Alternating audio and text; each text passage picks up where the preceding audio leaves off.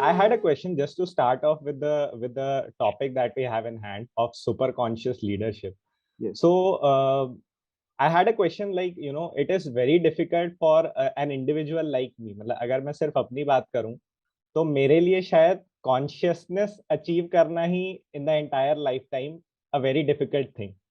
Now, how practical or how difficult is it for me as an individual to even think about super consciousness when I find attaining consciousness even difficult? I might say that I'm conscious on paper. मैं paper पे लिख दूंगा मैं conscious, but I might not be, and I think I'm not even conscious about myself in the real life. So how to travel that journey from consciousness to super consciousness? Nidesh, there is no solid line of distinction between consciousness and superconsciousness. The word superconsciousness has been used by me and has been traditionally used just to emphasize the fact that it is possible to rise above ordinary consciousness.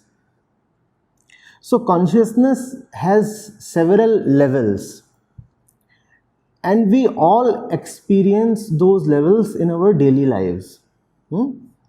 Sometimes you are angry and you very well know that you are not as conscious in that moment as, let's say, when you are concentrating on something wonderful.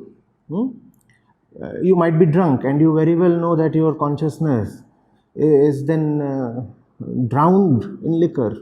It's not operating properly. So it's just levels of consciousness, and you could say that the higher levels of consciousness are just being, for the sake of emphasis, called as super consciousness. Now, being a human being, you anyway will not feel easy if your consciousness is at its lower levels. What is meant by these lower levels? Freedom is our nature. No creature in the world really enjoys bondages. Lower levels of consciousness are related to a state of mental slavery. The more heavily conditioned one is, the lower is his or her state of consciousness. And the more liberated one is internally, the higher is said to be the state of consciousness. And beyond a point, we do not know what that point is. There is no real formula to put your finger on that. But beyond a certain point, you kind of become entitled to say, the fellow is super conscious. Just as you sometimes say, Superman. Right? But again, all those supermen and superheroes, they have unbelievable powers and stuff that a normal human being cannot do.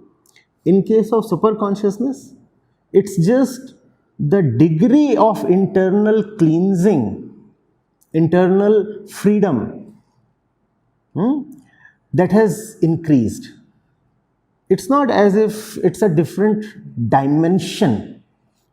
The difference you must take as that of degree, because if you start taking super consciousness as another dimension, then you make it inaccessible to yourself. You say, well, it is something that belongs to another realm, another world, and maybe I'm not entitled to be there. But it does not belong to another realm. It belongs right to the world you and I are in. As we keep on unchaining ourselves more and more, as we keep on allowing that inner revolution, as long as we keep allowing our inner discontentment to be expressed in the form of demolition of the walls that encage us, we are moving from consciousness to a higher degree of consciousness, which you can call as super consciousness. And it's not a moral or a spiritual imperative It's an inner demand. Who would like to be fettered, caged, enslaved? Just nobody. But still, almost all of us live that way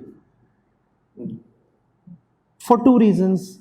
First, we are often ignorant of how the mind operates, what its nature is, and we keep assuming that the stuff of the mind is its own. We do not realize that the stuff that the mind is carrying are external bondages imposed upon it. Our thoughts, for example, are not really our own. Even our feelings are really not our own. All this stuff is heavily conditioned. So that is one reason, ignorance. And the second reason is fear. Even if you come to know that there is a state of slavery inside, it requires courage and sacrifice to stand up and pay the price. Right? We do not want to stand up. We fear. We don't want to pay the price. And that's the reason why this beautiful opportunity of life is often wasted.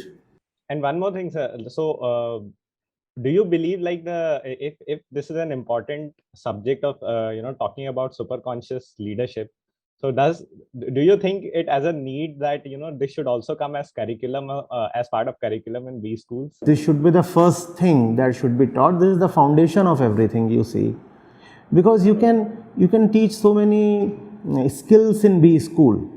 And you can give formulae and theory and models and cases, and one is loaded with knowledge.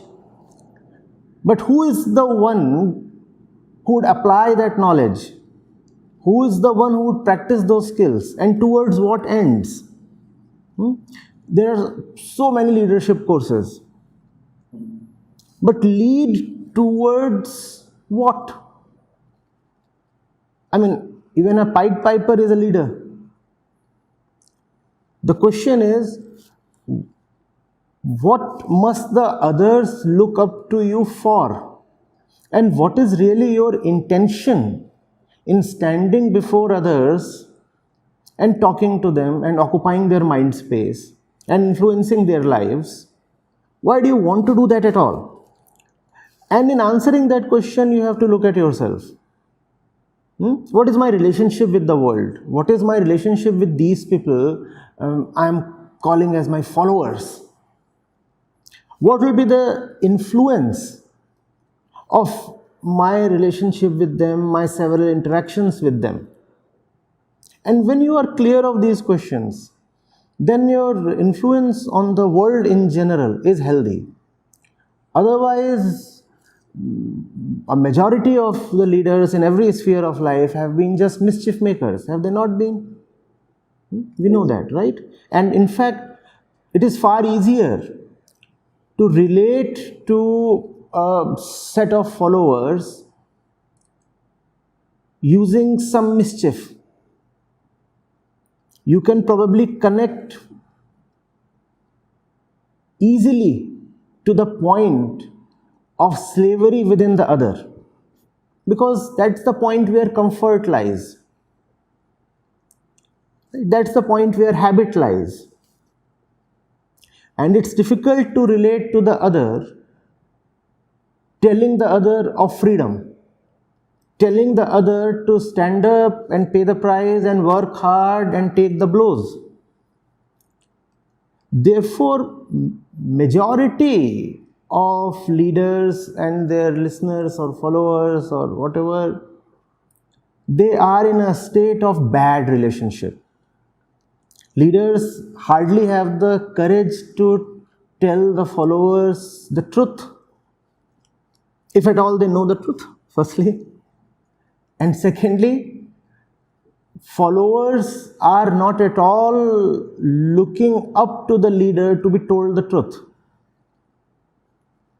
Both are in a shallow relationship where both are just entertaining each other, both have their very limited objectives that really help neither party. So that's the reason you have to differentiate a healthy relationship from that kind of a rot. So we use the term superconscious leadership.